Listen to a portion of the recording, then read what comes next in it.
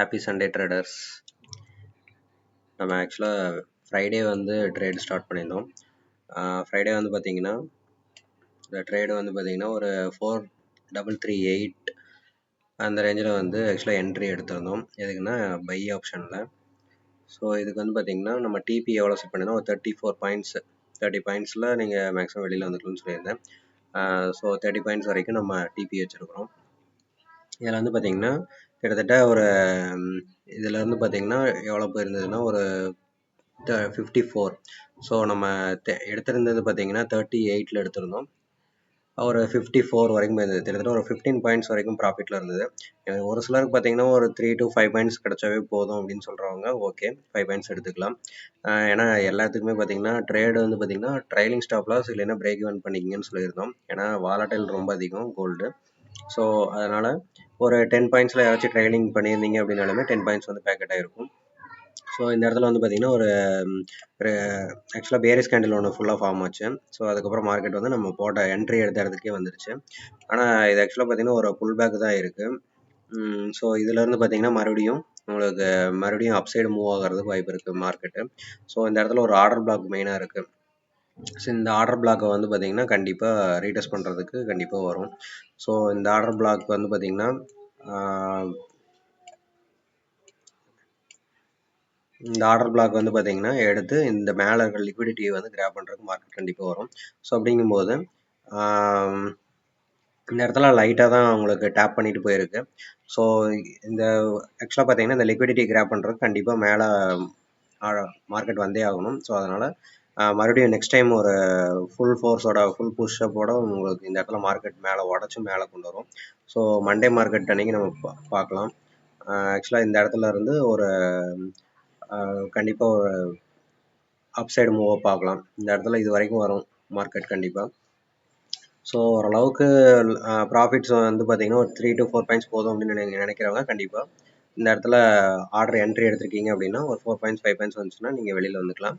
சில பேர் ஃபுல் மொமெண்ட்டை பிடிக்கிறோம் அப்படின்னா இந்த இடம் வரும்போதே பார்த்தீங்கன்னா உங்களுக்கு ஒரு 50% பார்ஷியலாக க்ளோஸ் பண்ணிக்கிங்க போட்டிருக்கிற லாட்டில். மீதி பேலன்ஸை மட்டும் ஓட விடுங்க, ரன் பண்ணுங்க. ஸோ அதில் வந்து பார்த்தீங்கன்னா இந்த அளவுக்கு வந்துச்சு அப்படின்னா அச்சீவ் பண்ணிக்கலாம், ஃபுல் மொமெண்ட்டையும் கேப்சர் பண்ணிக்கலாம். அதே மாதிரி இந்த இடத்துக்கு என்ட்ரி ஆகும்போதே பார்த்தீங்கன்னா ஒரு ட்ரைலிங் வச்சு விட்ருங்க. அப்போ தான் வந்து மேக்ஸிமம் நம்ம ப்ராஃபிட் ஜோனில் நம்ம இது பண்ணிக்கலாம், ப்ராஃபிட்டில் வந்து க்ளோஸ் பண்ணிக்கலாம். ஸோ கேபிட்டல் வந்து ரிஸ்க் எடுக்காத வரைக்கும், கேபிட்டலில் பார்த்தீங்கன்னா நம்ம ரொம்ப சேஃபாக வச்சுருக்கிற வரைக்கும் உங்களுக்கு மென்டலி பார்த்தீங்கன்னா நம்ம கிளியராக வந்து நம்ம என்ட்ரி எடுப்போம்.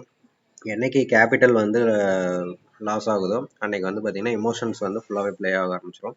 ஸோ அதனால் கண்டிப்பாக இது பண்ணி பண்ணுங்கள்.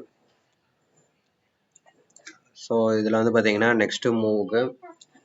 நெக்ஸ்ட்டு இது பார்த்தீங்கன்னா நான் இதை நெக்ஸ்ட் வீடியோவில் உங்களுக்கு சொல்கிறேன் அடுத்தது என்ன பிளான் அப்படின்ட்டு. மண்டே வந்து பார்த்தீங்கன்னா இது வரைக்கும் மார்க்கெட் போகும்னு நம்ம எதிர்பார்க்குறோம்.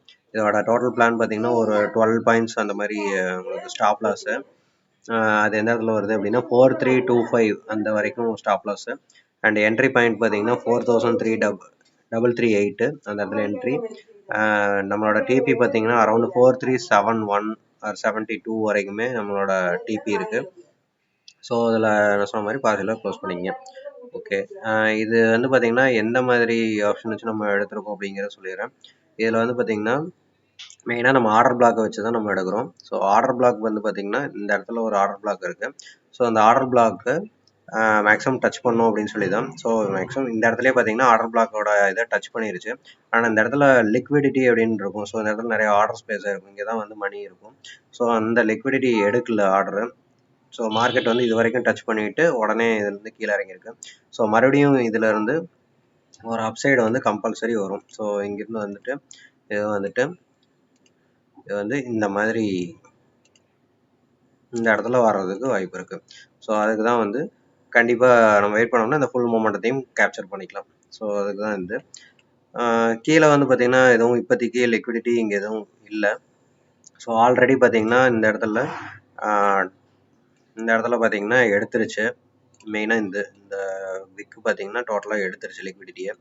ஸோ அதனால் கண்டிப்பாக இங்கே இப்போதைக்கு எதுவும் லிக்விடிட்டி இல்லை. ஸோ அதனால் மார்க்கெட் மேலே தான் போயிருக்கு. ஸோ இங்கேருந்து கீழே வந்துச்சுன்னா ஒரு ரீடெஸ்ட் ஆகிட்டு மறுபடியும் மார்க்கெட் இந்த மாதிரி தான் அப் சைடு தான் மூவ் ஆகும்.